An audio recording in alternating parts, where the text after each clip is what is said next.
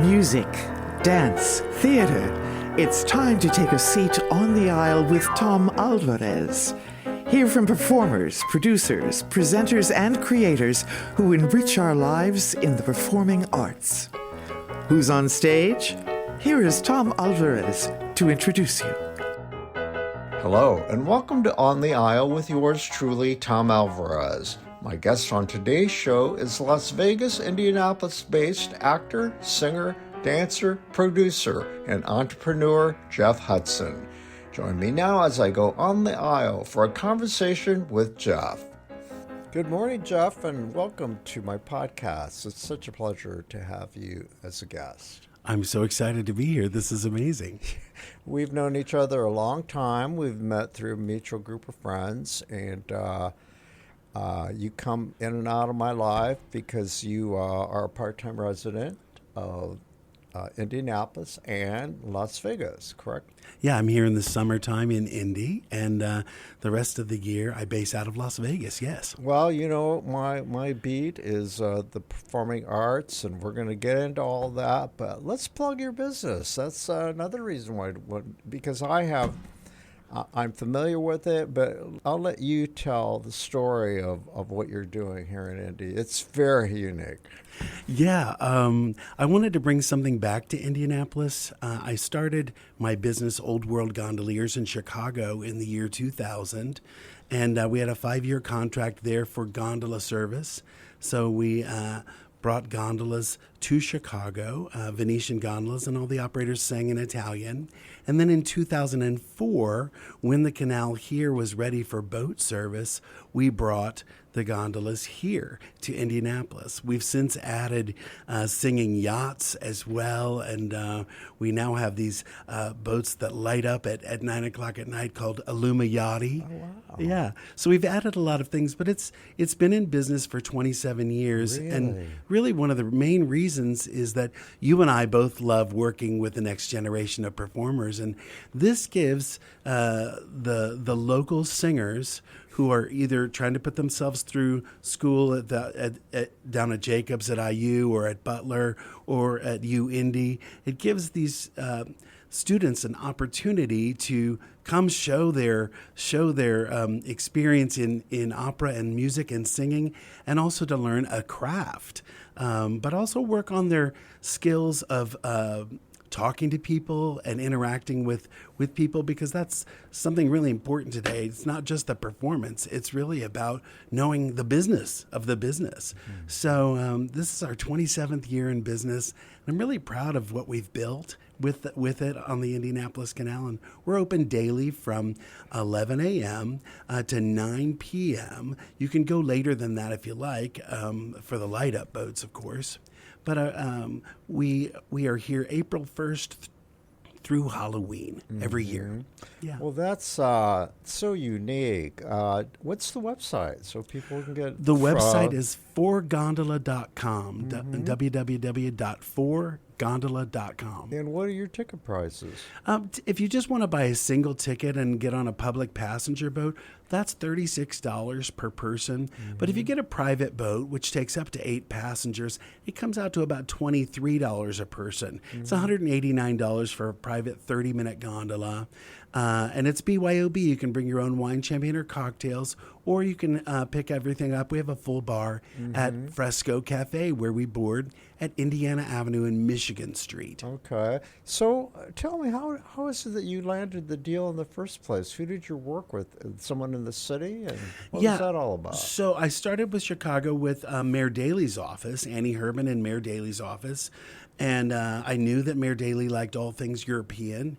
And so I proposed to the city to bring gondolas. So we operated there between Wells and LaSalle on Lower Wacker Drive. And it was quite a learning experience and a learning curve there.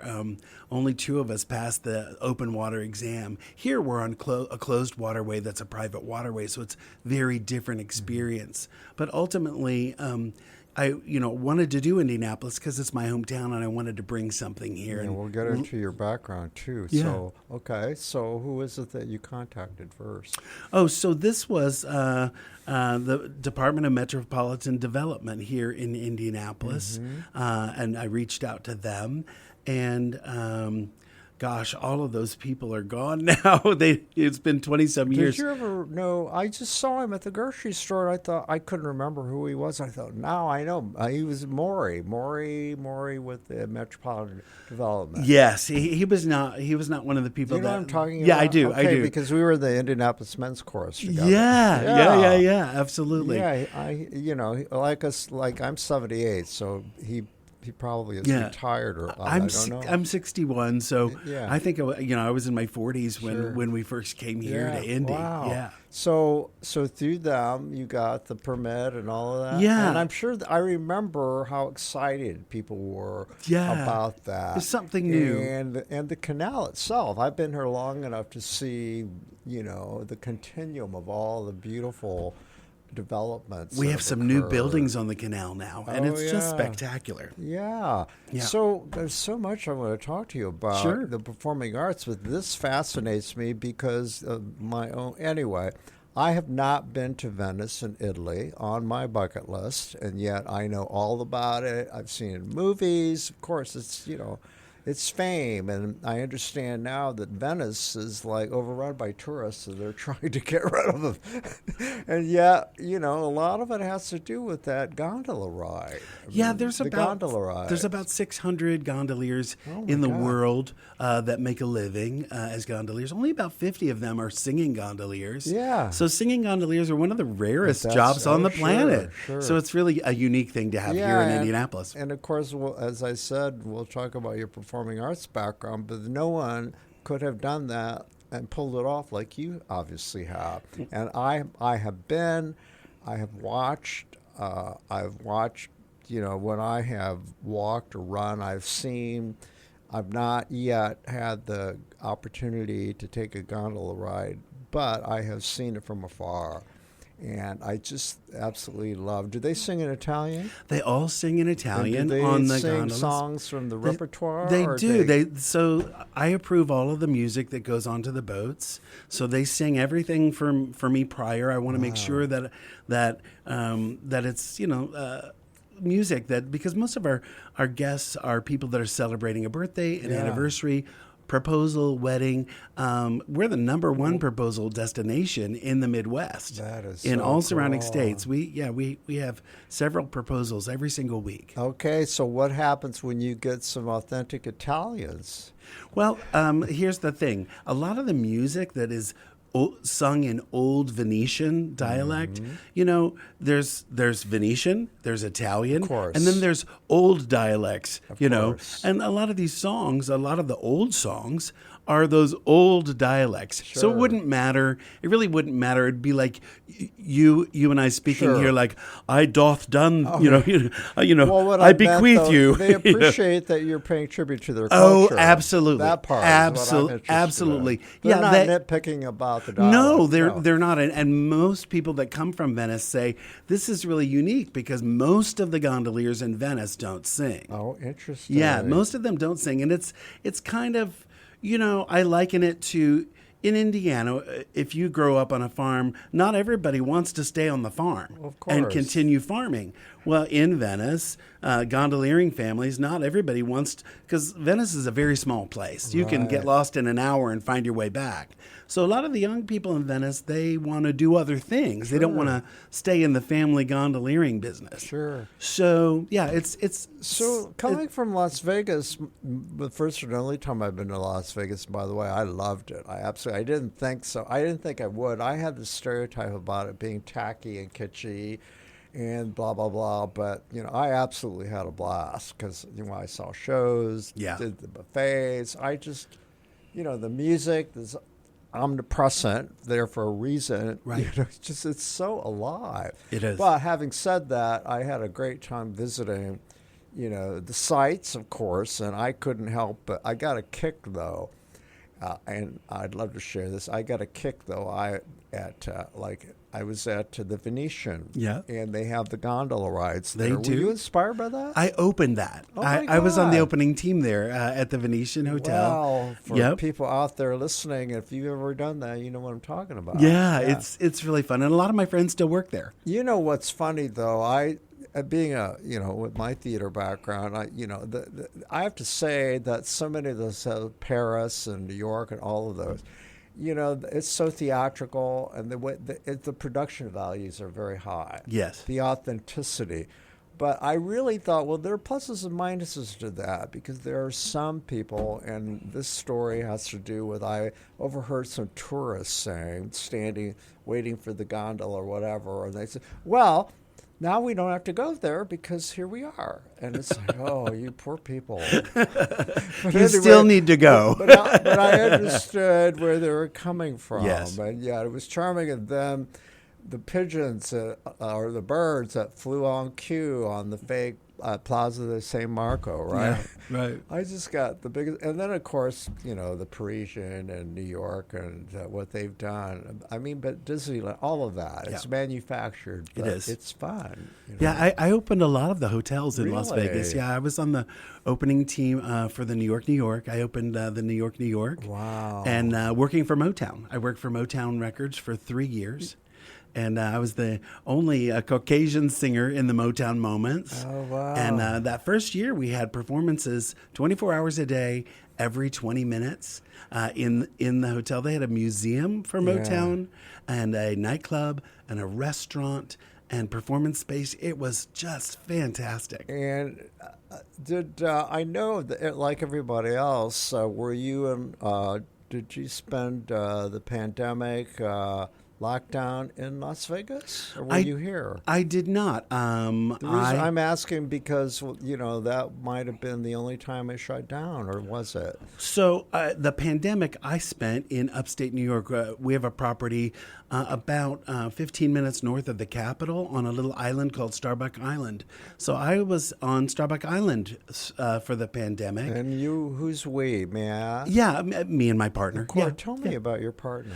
My partner is the finance regulator for the state of New York. Wow. And so we have a. We've never met, have we? You have not met Tell me yet. his name again. James Favorito. James Favorito. He's Italian. He's Italian, absolutely. Okay. Is he from Italy? He is not. His grandparents are from Sicily, and he grew up where they grew everything that they ate. And his grandmother got up at 5:30 in the morning to start the sauce. I love that. And they had sauce on eggs, and they had sauce all day. For each of the meals. Does he speak Italian? He does not speak Italian fluently. No. Yeah. Upstate New York. Well, that's like absolutely idyllic. I love upstate New York. I do too, actually. Yeah, so you have a home there. Yeah, we have a home there, and there's only about 200 people on the island, so it's right in the middle of an island? We're on an island in the middle of the Hudson River. Oh my God! And it's Jeffrey. nice. It's just 2 hours, about an hour and 45 to 2 hours north of New York City. So when I work in New York City, it's not difficult. I just hop on the train and I'm right down there. And so, yeah, even this year I just had a concert there. I'm familiar with the area in general because back in the day when I was with my ex-partner, Wayne Cruiser, we would drive to Provincetown and we would take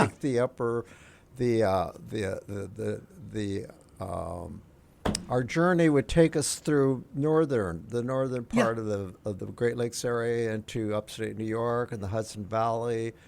Oh my gosh, it's just so beautiful. It is beautiful up there, and it's peaceful. It's very peaceful. Oh yeah, and then go down through New York into Massachusetts. So if it helps you out, Troy is we're in the middle of the river, and Troy is just across the river from us. So, boy, that is a very desirable setting for a home. And you're on an island to boot. It's cool. New York. Yeah, it's a cool space. So, let's talk about how I met you. When I met you, I love sharing. And very transparent.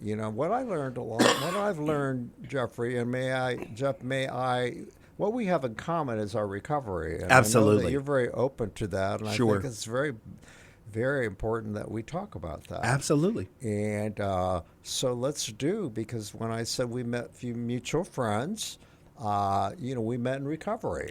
We did. And you can read between the lines, Yeah. because we have respect for those folks out there who are in recovery. And but anyway, we can say it's 12-step group. Yeah. So that's how we met, and I would hear you share in meetings, and I kept my ear perked open, because in meetings you share about your lives, Right. especially if they impact on your sobriety, Right. your recovery. And so, at times you would talk about your career, Right. as did I.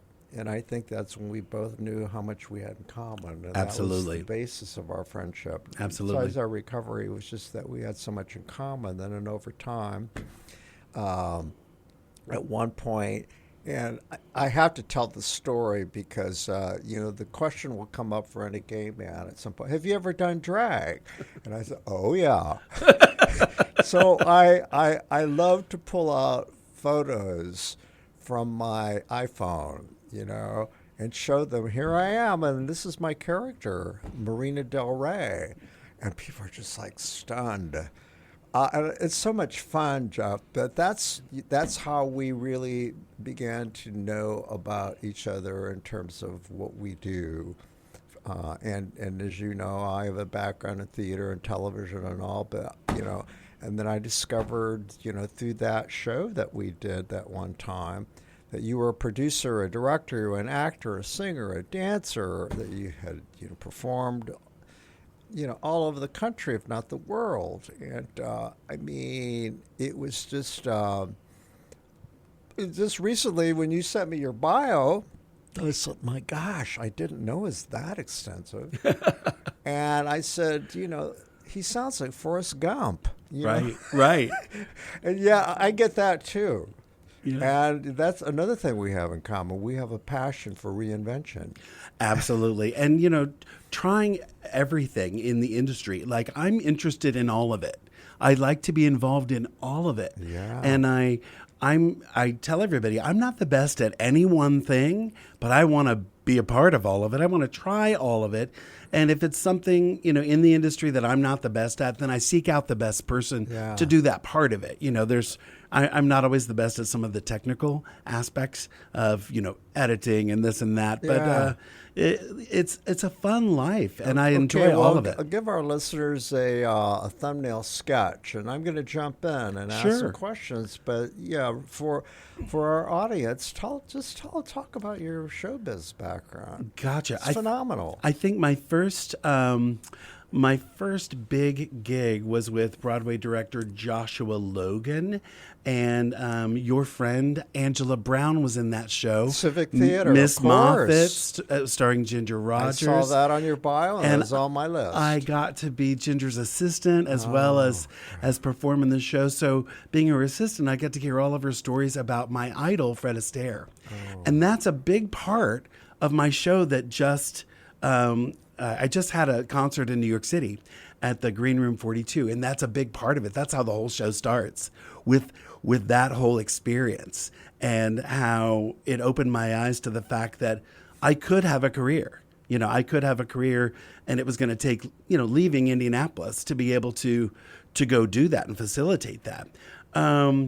I have worked in pretty much every facet of the industry. The highlights of my career, I would say, were performing for Andrew Lloyd Webber, working for him, playing the two leads in Starlight Express over in Europe, playing Rusty and Electra on skates, and singing it in German, even in the German cast in Bochum. And that show is still running. It's the longest running sold-out Broadway show in history. Still running. I think it's 36 years or something, still running in Bochum, Germany. It is a spectacular stadium show there. From there, I came to Las Vegas to star in the #1 show of the year, Enter the Night, at the Stardust. And there was, it was a gigantic cast and orchestra. And at that point in my career, I recognized, we talk about our money notes, and money notes are our highest notes in our range, our vocal range. And at that point in my career, I realized, oh, I'm going to have to stop drinking to be able to do this job.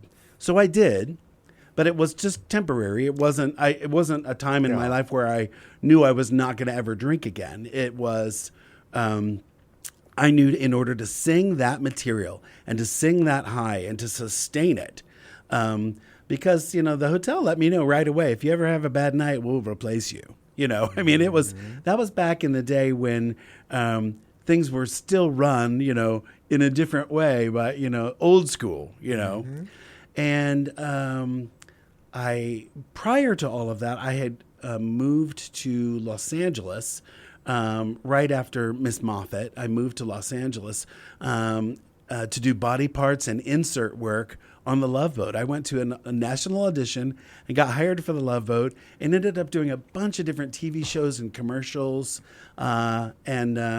So I was on Falcon Crest. I was one of the dancers on Falcon Crest in the Max and Alicia's nightclub. And I was on a bunch of shows, Webster, the Colbys, Dynasty. I was on a bunch of shows, just small parts, and a lot of times you're. And when did you? I take it to get a lot of those, you landed an agent. Right? Oh, tell me about that. So I worked. Dick Draney owned Richmar Casting, and I went to the general call for the Love Boat, and Richmar Casting did all of the casting for the Love Boat. And so they signed me, and then I was working 3 or 4 jobs a week. I didn't even know, I didn't know how hard I was working until I worked from 84 to 87 nonstop, and then I got jumped at the backstage door. I got jumped and just torn limb from limb. I was in the hospital for a long time and kind of lost everything. And then I tried to go back to work, and they were like, listen, my agency said, listen, we think that you should retire your union cards for a while, go try to do some non-union stuff up in San Francisco, and then come back. And that's what I did. Well, was that attack, was that random, or was that a hate crime? It was, I was dressed for the awards. Oh, my God. And I, was I looked the best I'd ever looked, and I just looked in the mirror, and I was like, I just felt like I had grown up. I was finally a man. And, and I got attacked, and they, those valet parking chairs with the spikes on them so you won't drive through them? They beat me senseless with that, like my whole head and face and everything. It was a really, really long recovery. It was a long recovery. Goodness. But I will tell you, I wouldn't change anything, and I'll tell you why.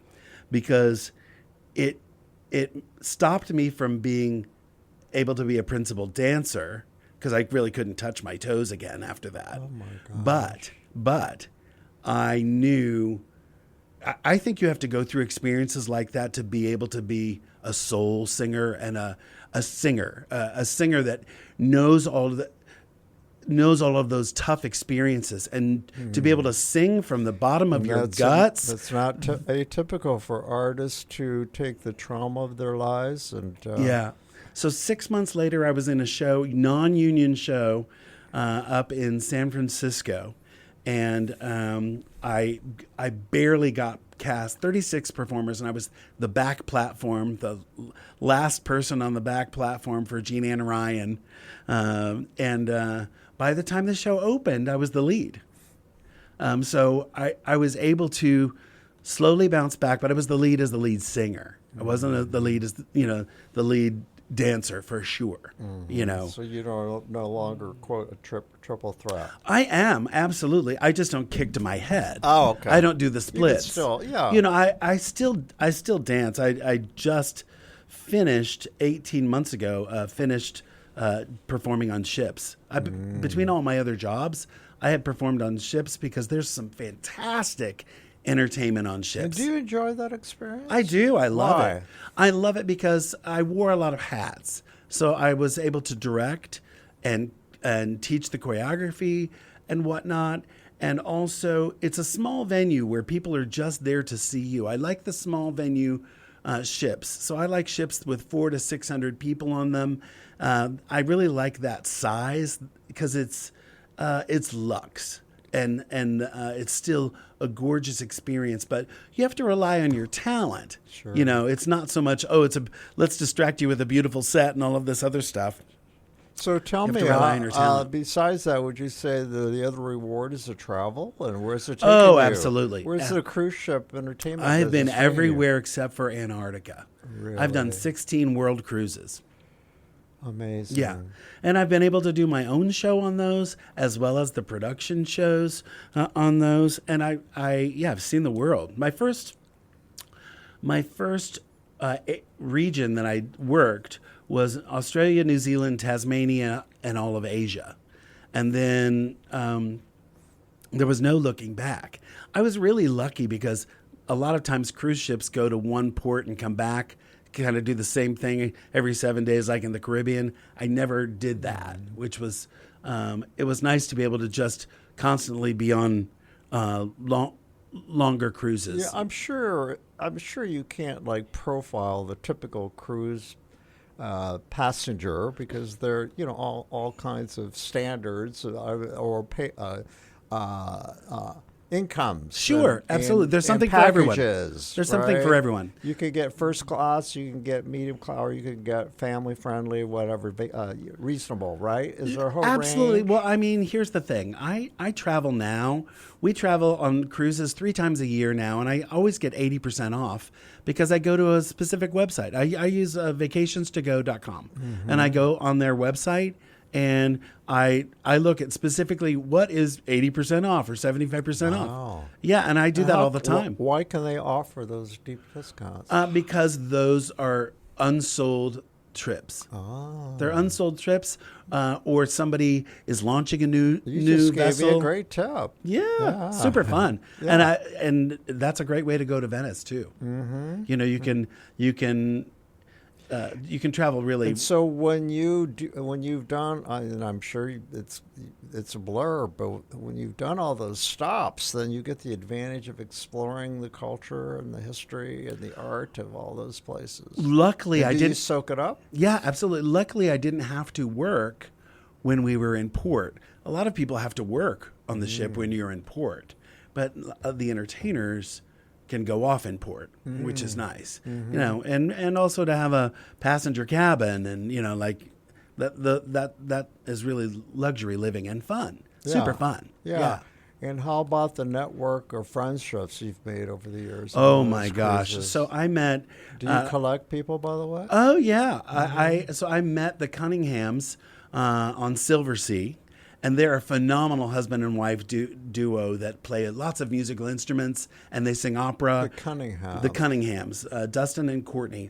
And they ended up, they got cast in the national tour of Miracle on 34th Street. And they said, hey, they're looking for a choreographer to also play Gimbal. Dustin was playing Macy, and they needed somebody to play Gimbal and Judge Harper. Oh. And so I ended up being the choreographer on the tour and played Gimbal and Harper. And it was a wonderful experience working with them. And then now they are joining me in my new concert in Orlando. My concert in New York City sold to a venue in Orlando. It's a brand new jazz venue called the Blue Bamboo Performing Arts Center in Orlando. And that will be February 14th. It's a Sunday in 2027. The show's from 3 to 5. It's a pre-dinner show. It's all about love, of course, and it will be my 62nd birthday too. Wonderful. So yeah, on Valentine's Day. Tell me about the show. What is it? So it's my about love. It's my band. It's Details, called please. Dressed to the Nines Show Band, and it's all the music of my career. So it starts with Fred Astaire and Ginger Rogers, and all of every aspect of my career. It has segments where because.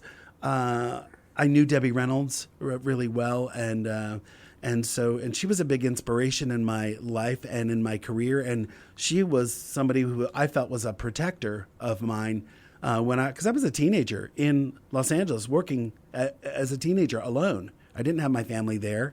I studied dance at Debbie Reynolds Dance Studio, and she had my back. She had, took me under her wing, and Did you get so to know Carrie? I did a little bit, not like very closely. I met her and I knew her, but it wasn't as much as I knew Todd. Yeah. And when Debbie died, I went to the sale, and Todd really helped me out. He was like giving me hints on some of the stuff I should buy. I recognized her most recent pair of tap shoes, and I put together a show called Unsinkable in Vegas. And Catherine Arianoff, who also worked for Debbie and with Debbie, was exactly Debbie's size. And so I bought up, the Bob Mackie dresses that I could, and anything that I could buy, I purchased, and including the Backup Boys costumes and all of that. I purchased a lot of that stuff. So I have a lot of really great memorabilia from the museum and from Debbie that I really cherish. That is so interesting. Yeah. And so let's go back. I want to know, I guess I don't know, where did you get your training? Let's talk about, where did you go to, tell me about your education, starting with high school. Prior to high school, I started my training very early. So my mom worked at the Senate here in Indianapolis, and my dad was the Senate, Indiana, in the Senate. Yeah, government. She wrote a lot of the verbiage of the laws. So During what administrations was she? 60s and 70s. She died in 76. Okay. She died of terminal cancer. Oh. But my mom came down with cancer when I was 6. And so by 6 and a half, 7 years old, I was going to classes at Indianapolis Civic Theater, every class they ever had. Like, I went nonstop as an escape from what was going on at home. They were located where at that point? They were down at Newfields. Okay. What is now. Yeah, now the Toby. Okay. Yeah, All yeah. right. And so that was... I mean, literally, So we you were a took theater kid. dance and You were a theater kid. speech Yeah. and all of that. So I did it nonstop as a child, and then I went on my first tour over to Europe. I think I was 17. I was 17 when I went on my first tour, and we took school on the road, when we were over there, and that was to Scandinavia. It was a lot of fun. I had a blast. And I worked with Loretta Yoder a lot at Indianapolis Civic Theater, and I went to Indiana University. Loretta Yoder, again, for people who but don't know her, she was executive director or artistic director of the Civic Theater for a long time. And then, so I was one of the Carmel ambassadors, and I was the front man of the Carmel ambassadors in the competition. So that's where you went to high school. I went to Carmel. We moved out to Carmel High School because my parents wanted, my dad's second wife, and my dad married Glee Hook from Hook's Drugs. Oh, man. And so then we moved out to Carmel because they thought it would be better to be in a more competitive environment rather than be a big fish in a smaller pond. Be a small fish in a bigger pond, you'll learn more. So your dad knew from the beginning that you were talented. Yeah. And I was there under Ron Helms, and I learned so much from Ron Helms at the Ambassadors, and Ann Conrad. You must have gotten a kick out of Ryan Murphy, another Indianapolis product, and Glee. Yeah, absolutely. Andy modeled it after the Ambassadors. Absolutely. And who else? Absolutely. Their Central. Who were the big show choirs? Yes. When he was Bishop Lures was the competition that was all based on. From my hometown. And he is my age, and he was in his show choir too. So did you ever he and his mom. paths, or Yes, have we you? did, absolutely. And you chatted about all this? No, we have not chatted. He and his mom, Andy, and I have talked about it. course. Absolutely. Andy had me up. She had me up to sing at the Palladium. Of course. Yeah. Yes, I know Andy as well. So, in any case, wow, that's great background. And where did you go to college? I went to IU for a year, and then I landed a job on the Love Boat. Wow. So I left the day before my sophomore year at IU. Mm-hmm. I did later on make sure to get business real estate degree at San Diego State. At a point, How'd you manage to do that? well, when I came back, so I went on my first ships, and then while I was on the ships, I would purchase. Every country has what we consider a dollar store, right? And I've always been an entrepreneur. I've always seen the value in something at one location having a higher value if you could take it to another location. So I would buy in bulk. So like when I was in Bali, Indonesia in the 80s, I bought a gross 144 poisonous blow dart guns. They were all hand carved and they were blow dart guns. And I bought 144 of them. And then I bought all of this stuff and I shipped it all back to San Diego. And then I opened, when I got done with that round of cruise ships, I opened a shop space called The Attic on Adams Avenue in San Diego. And I went to college at the same time. I went to a 2-year program. And I ran that business for a degree. I got credit for running this business, creating it, and I would put one of those blow dart guns at a time, really well lit, in my shop space of collectibles and antiques. And I would sell one at a time, and I sold them for $70 each. And this was back when you could buy anything in the world, right? I mean, it had the poison with it still. I mean, it's just crazy. You would never be able to do that today, for sure. Mm-hmm.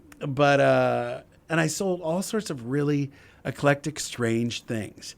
And I did that. And then I got to a point where, you sell a big item and you got to replace a big item with a big item in your shop. And I got to a space, by the time I was winding down school, I moved everything up to Melrose Avenue into the Melrose Antique Mall, the MAT, they called it. And it was you didn't have to do West anything. Hollywood. In Hollywood, yeah. And it was all smalls. I sold all smalls. I sold vintage antique baby cowboy boots and Scotty dogs and everything that was collectible. I bet you the gays loved your store. Oh, absolutely. Absolutely. But I didn't have to run it. They collected all the taxes, did all of it. Yeah. And it was passive income. And I was excited because then I could work again in Hollywood and have this passive income. So it was interesting. Yeah. Wow. You have the makings of a memoir, my friend. I have written kind of all of my friend Tiny Bubbles told me that, hey, you need to write a book to be able to. Tiny Bubbles? Tiny Bubbles I know the name. was a 500-pound drag queen. Okay. Comedian and magician who has also been here to the Fringe Festival a million times. Oh yeah. Tiny Bubbles always sells out, is absolutely hysterical, and is currently opening up a entertainment complex in Iowa that is a golf course, a putting place, but it's all memorabilia from that region and the time, and it's super cool space. But Tiny Bubbles got the name Tiny Bubbles working for Don Ho in Hawaii, and because Tiny's originally last name was Bitch. And Don Ho was not going to have somebody with the last name Bitch in the show, and so Ton said, "No, I think you're going to be Tiny Bubbles." Okay. So I worked with Tiny in a show called Spooficle the Musical for 10 months, sold out in Las Vegas at Planet Hollywood about 8 years ago. And that was Tiny's last big show before retiring from entertainment. So she was the one who said you need to write this book. Yeah. So I've written all of the stories because Tiny was like, you need something to sell on. I was working on the American Queen Steamboat Company at the time. Those boats are now all gone. A competitor sent those all to the scrapyard so that all the historic boats are gone off the river. But at the time, Tiny said, you need a third item. You got both of your CDs to sell, but you need a book to sell so that you can sell 3 things in a package. Mm-hmm. And I wrote all of the different stories, and I realized at the time that none of the stories of my life in entertainment were something that I wanted somebody to read while you're on vacation. Like, entertainment as you and I know it, it is 10% of it's happy and beautiful, and it's what the audience sees. And in some of us, 90% of it's been tough, rough. There's a lot in there that you don't want to, you don't want to share right away. It's a business. It's a business. So my book is called Business Show, with arrows going the opposite way. So instead of show business, it's business show. Very because if you don't know business, you should not be in show business. Mm-hmm. I mean, you can be the best singer in the world, but if you don't know how it operates and how it functions. I was so grateful to work for Motown Records so that I knew I don't want anyone owning my music or anything that I write. I want to make a great living, but I also, there's a price for all of that. I want to be able to go to dinner and enjoy my dinner. I watched what happened to a lot of these other celebrities, and it's tough. Let's talk about that. That's one of my favorite topics. And I certainly haven't had the experiences you have, but I've had similar. Well, I've had my own close encounters with the rich and famous. Yeah, I would say, and I have a million stories. Yeah, of those encounters, either through interviews or networking or whatever. But I've had my own, and what I know about them, I've always been very conscious of sort of taking lessons from these people about the rewards and the drawbacks of both fortune and fame. Yeah. And it's mixed. Yeah. And it's very complicated. Mm-hmm. And people get into the business, and ultimately they want to be famous. Right. Other people want to get into the business because they want to work. Right. Someone to do both. But there's a cost to that fame, too. There is. There's definitely a cost. And for the big, huge people, to be locked in your mansion and you can't go out to shop at Target, or you can't go to a restaurant without someone coming to interrupt you. You have to buy the place out. And you're constantly sued. Exactly. Things like that. Well, that, too. So, yeah, it's not all what it's cut out to be, the glamour, right? But it's tough. And those who get it, yeah, I don't know. I don't know. I'm sure someone has written that. I really regret that my dreams came true because I lost a lot. The cost was, and then there are the others who could give a shit about it, and their fame, the fame. If it comes, that's fine. The awards, the Tonys, and the Oscars. But I've heard some interviews of late, like the 80-year-old actor, and I'm blanking on his name, who just won an Oscar after 53 years, his last one, on Broadway, a Tony. And you know who I'm talking about. He played, what was Garp? Remember Jenny and Garp? Actor. Anyway, I'm blanking. But he talked about for him, it's really just about the work that he's got to do. Right. Right. The work to do all these fantastic roles, and yeah, some fame came with it, but, very centered, so in terms of that, what are your views about fame and fortune? You just alluded to the fact that you've had a great career. Yeah. But you're not a household word. I am not a household name, and here's what I feel like. I feel like today, I'm a success because my life is paid off.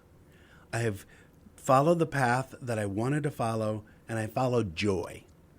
And I followed those gut instincts and try to dodge the bullet. If you feel like something's off or something's wrong, then dodge the bullet.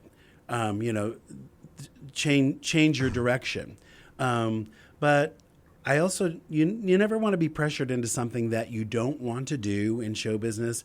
And I love passing on to this next generation of kids. You don't have to experience all of it firsthand to be able to get a heads up on what could possibly happen. Oftentimes, I've worked for producers before who were a scam. The show was a scam, and they tried to pay cast members with when they started running out of money, they started trying to pay cast members with, shares of the show and this and that. And one of my current employees now, I had the same thing happen. He had the same thing happen with someone that it had happened to me with. And So, your reputation follows you, When this employee of mine said that they were working for someone, I was like, well, listen, be careful because I worked for them and this happened. And, and just be honest. And then 2 weeks later, they were like, oh my gosh, thank you so much for the heads up. I was able to dodge the bullet because, yes, you were right. That was happening. A friend of mine was in the pop group Expose, Jeanette Urado. And, the record company had made all the money they could make out of that trio. And they had another trio they wanted to bring forward, who ultimately was a failure. But because they wanted to bring that other trio forward, they instigated they enforced something in the contract that said, Jeanette, you're not allowed to sing for the next 5 years in public. Mm-hmm. You have to be very careful what your contract says. I tell this to everybody. Never sign a blank contract. Never sign with an agency that says they do everything. Nobody does everything. I have a commercial agent. I have an agent for live stage. I have an agent for union equity stuff. And then there's some jobs that I get on my own. And if I get the job on my own, I don't pay an agent out of that, and I don't pay management out of that. There's a lot of people to pay when you're a star. Mm-hmm. And oftentimes you're running in a deficit and you don't even know it. Well, what you're talking is about you got to be really careful because everyone's got an agenda. Mm-hmm. They all have an agenda. And I also tell kids, if you sign a contract, if you get a record deal, do not order a bag of chips on the road. Don't do it, because I see how it works. I see the itemizing. You're paying for the rental car. You're paying for the insurance for the rental car. You're paying the salary of the person that went and picked up the chips. Mm-hmm. You're paying that bag of chips can cost you $1,800. Mm-hmm. And you were like, oh, I need another bag of chips.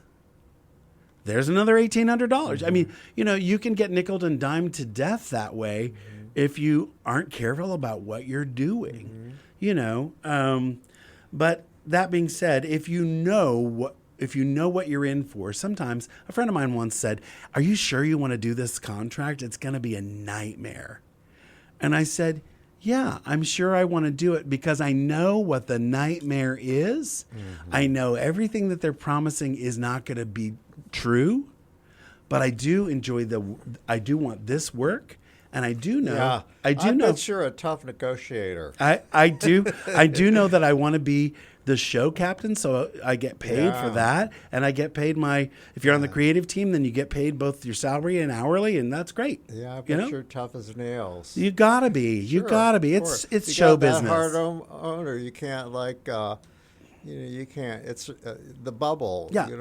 I'm not the best singer on the planet, but I give you a hell of a show. Yeah. I'm a great performer. My other favorite. You have to know that. My other favorite theme I like to, and a lot of what I do now, Jeff, in this part of my career as a podcast host and an interviewer and writer is covering the arts. I really love to talk to people in the business about these themes, because as you know, when you're in recovery, everything I see is through the lens of my recovery and all the tons of therapy and 12-step work I've had. Absolutely. So I feel like I'm pretty perceptive, mm-hmm. and I can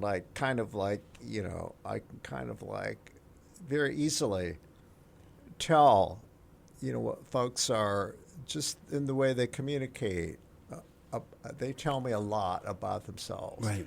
I know a lot about myself because I have to monitor my behavior all the time, right? Right. So having said that, ego.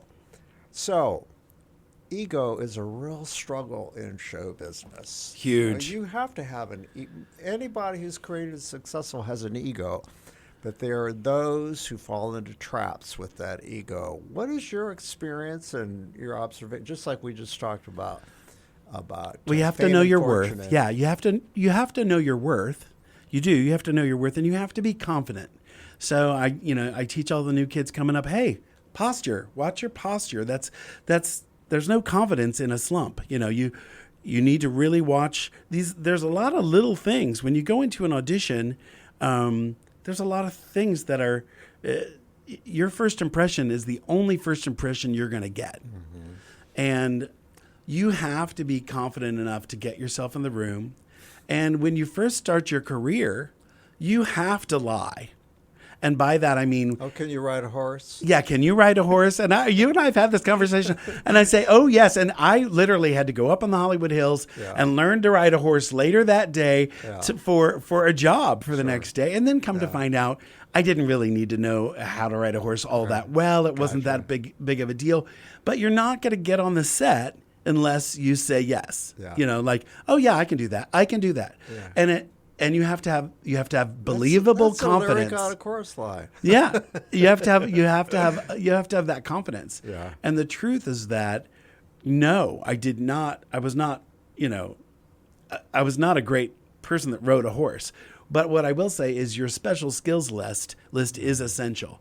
I have a lot of special skills on my special skills list. Ones that I hate to do, and ones that I'm probably no longer good at because I would retire one as soon as I was just sick of it, like trick roping. Uh-huh. I had to learn to trick rope for a show, and you had to be good.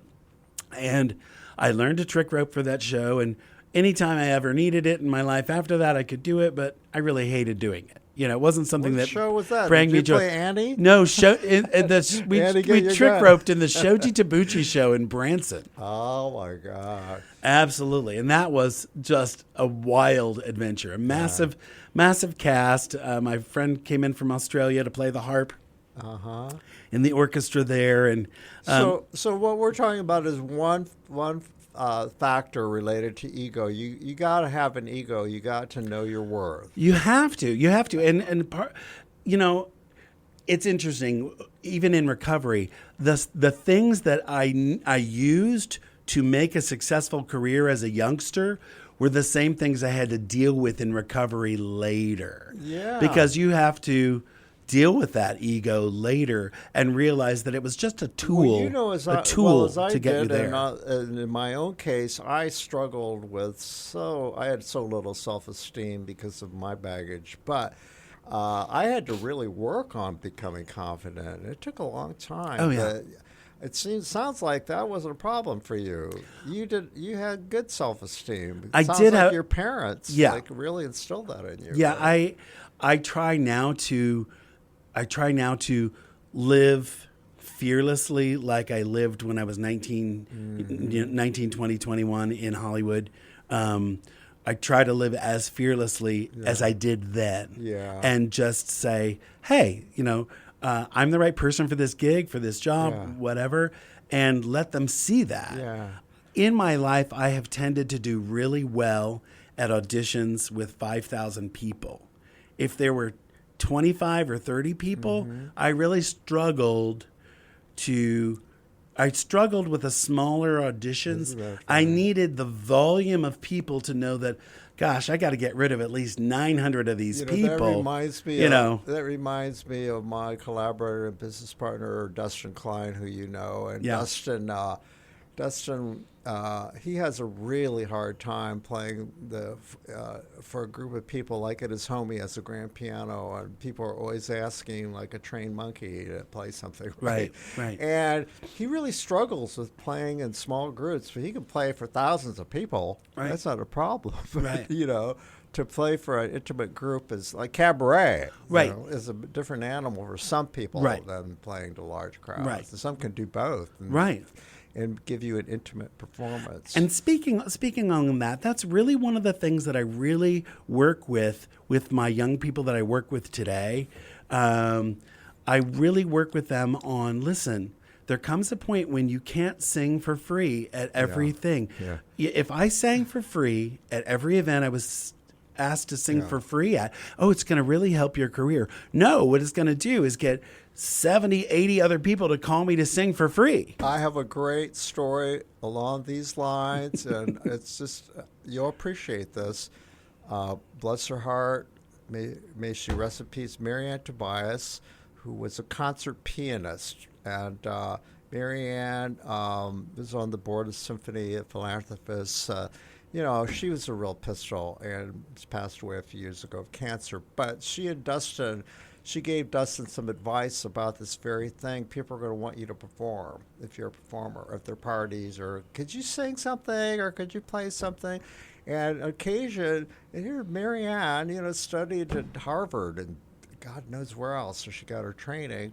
And so she, you know, people would ask her to play something, you know, here she is. And, you know, she was very gracious, but she said on occasion she would go to a function and or she had it on her, she would put a Band-Aid on her finger. Oh, I'm so sorry, I'm not able to. But why don't you ask that person over there? Right. I always got a real big kick out of that. And it's not that I don't sing for free. Here's the thing. If somebody asks me to sing for free, then I say, hey, this is my rate that I make, and you cut me a check for that, and I'm going to donate a check right back to you. Oh, we could never do that. Oh, really? Yeah. You're getting it for free. Yeah. So because it doesn't allow you as the artist to write it off. Well, that's what we're, you know, but that's still a struggle. Yeah. Artists, dude, they're not valued. But I usually find those. It depends where you are. Yeah. It depends where you are. In the larger markets, Yeah. in Chicago, in New York, in Los Angeles, that doesn't happen. Yeah, well, you know. I mean, as much. It's for also, sure. I know that many of those people are just uneducated or not exposed. They don't know any better. Well, I am always teaching that here when I'm here locally because people will say, you know, and will guilt you into, oh, you know, it's your God-given talent. And yes, it is my God-given talent. Sing for your supper. So is yours repairing cars or doing HVAC work or whatever your job is. That's your job. And you get paid for it. I should get paid for it. You got some great comebacks. We all should get paid. You know, it's only fair. Well, you know, our production company, Magic the Cabaret, we're always reinforcing that, we provide stipends. You know, we are a small company, but it's very important to us to value our artists, to show that they're valued.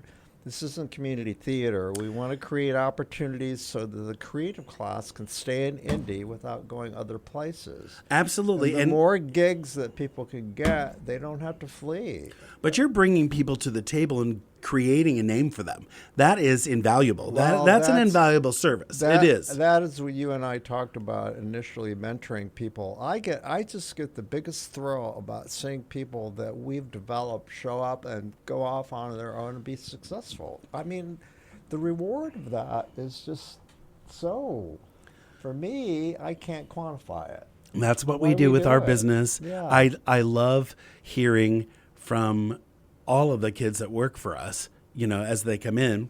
Yeah. Because they're all in their 20s, in college. Before I came on to talk to you, I just did my TV thing right down the hallway, Lifestyle Live, and I promote shows and whatever, and I raved about Summer Stock Stage. It's a program for high school students, and they put on a season of musicals. A lot of these kids grew up in shows with Summer Stock Stage, and then many of them have gone on to get degrees, theater degrees.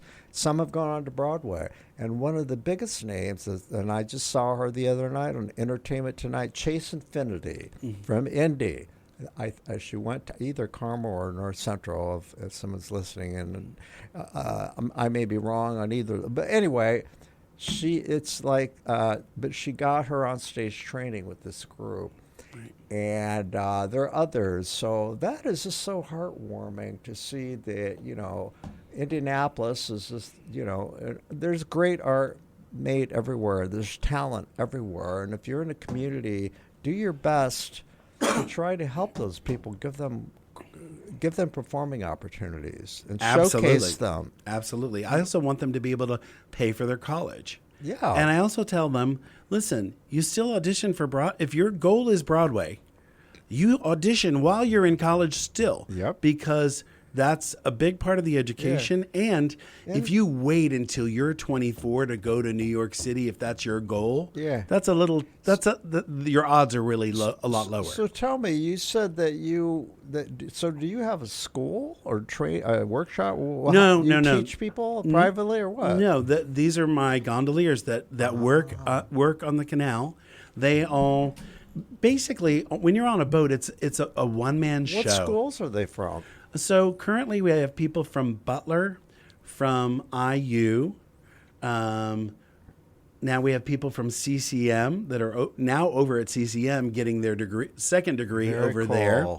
And Cincinnati Conservatory of Music. Yeah, absolutely. Okay. And talk about having a lot of alums around Broadway. Right. And each of them has a different vision.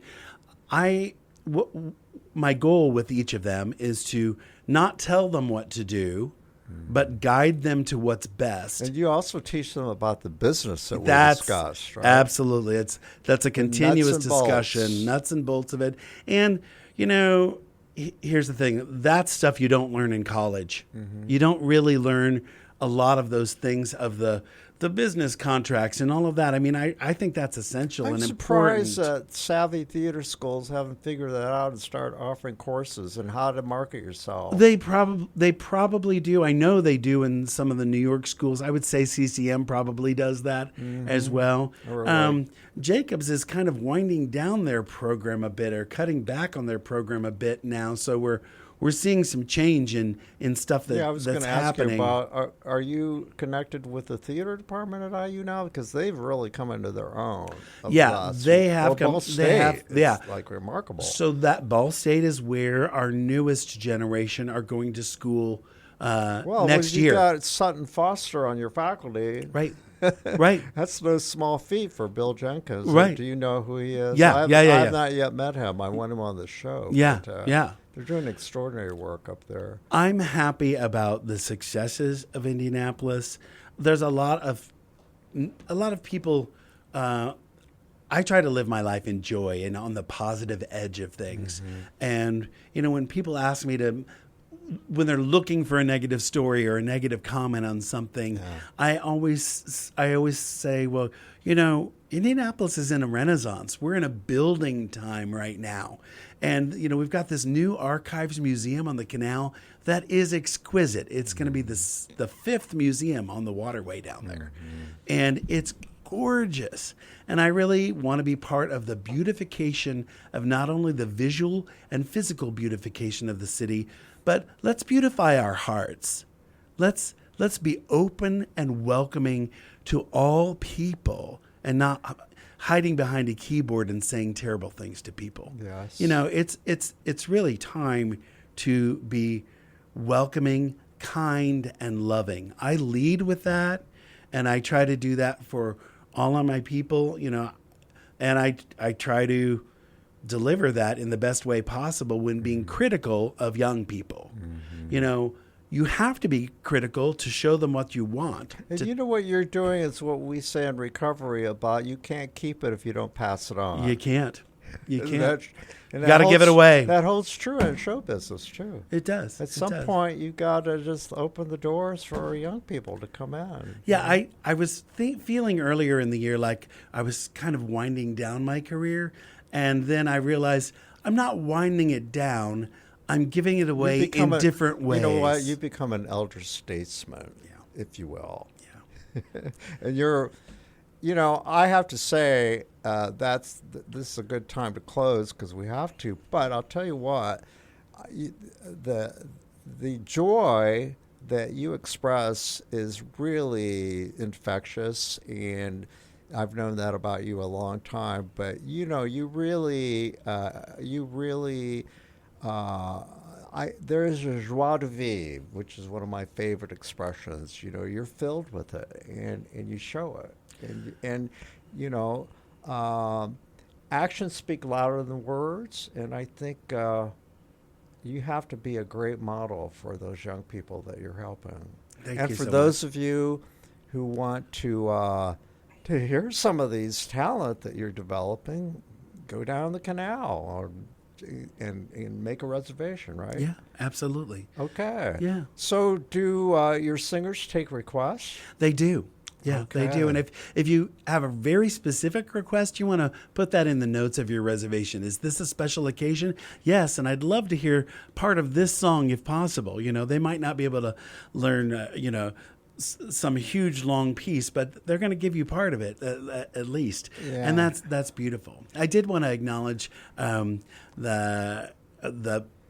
patron. My uncle Doc Hutson passed away this week, and he was the team doctor for the Pacers, and he believed in the arts, and he supported me even when I had this crazy idea of opening a gondola ride in Indianapolis. He said, "I think that's fantastic.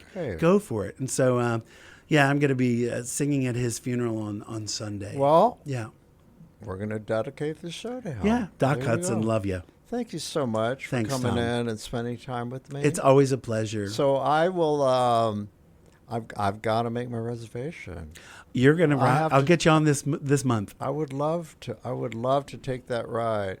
And how late do you could go on? We're daily from 11 a.m. to 9 p.m. Oh, I could. And that's through Halloween. White River Parkway and it goes all the way. Can you go all the way up to on the yachts? You can go all the way to White River State Park. We'll put you on both of the boats. Oh, but I tell you, that is my favorite. That's my happy place because I live nearby on the west side and I walk daily on the promenade. Right.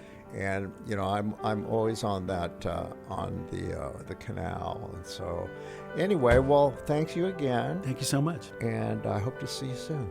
Awesome, thanks so much.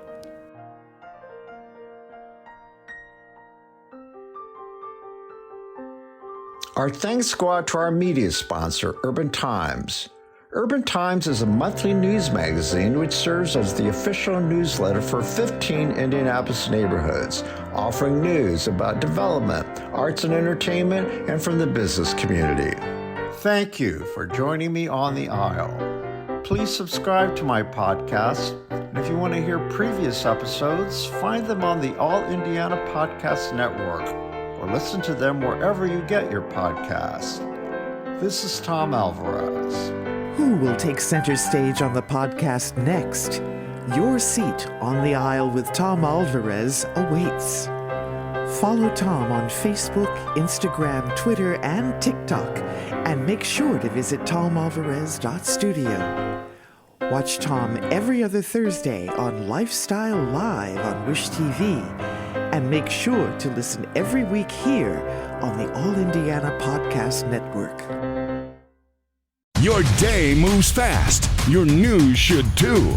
That's why there's a new and improved Wish TV app, bringing you more local news, breaking alerts, live streaming, weather forecast, radar, and Indiana sports, all in one place.